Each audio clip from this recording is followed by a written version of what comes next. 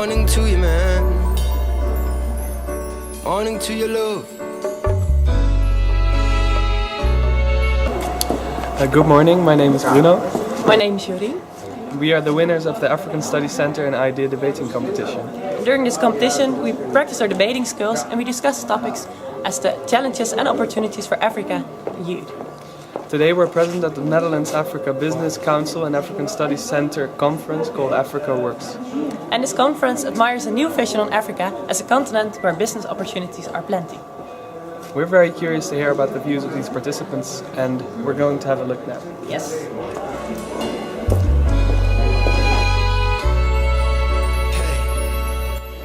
It's a blessing to have a young population because that's manpower, but also it poses a challenge because you have to find jobs for these people as they graduate from college, as they graduate from university, as they graduate from high school, as they graduate from technical schools. The youth is the future of the Africans in general, of all countries, but also especially in Africa, because there's a lot of youth in Africa. And I think the business community is the driver for jobs in Africa.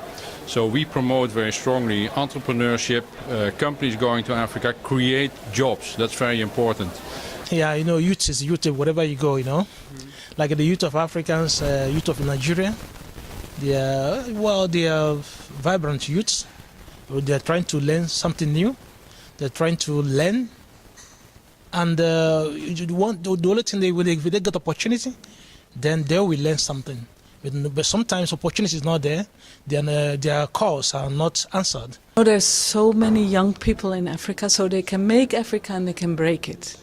And I think that what is happening now with the ICTs, so their access to more knowledge, access to more people, access to the world, it can go in two directions. Either they make it and include it in their being African, or it emphasizes them going out. African youth, almost in all countries where I come, they want to go out and not invest in Africa. While a blessing, it's also a challenge, and we as governments have to make sure that we create the climate and policy that engenders employment, that provides this growing population with employment opportunities. Education goes hand in hand with jobs. The big companies, they need these skills that the people in most cases don't have.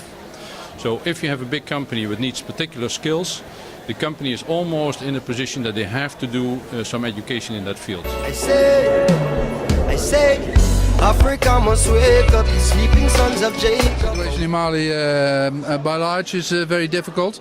There is a crisis, there has been a coup d'etat, there is a occupation of the northern part of the country.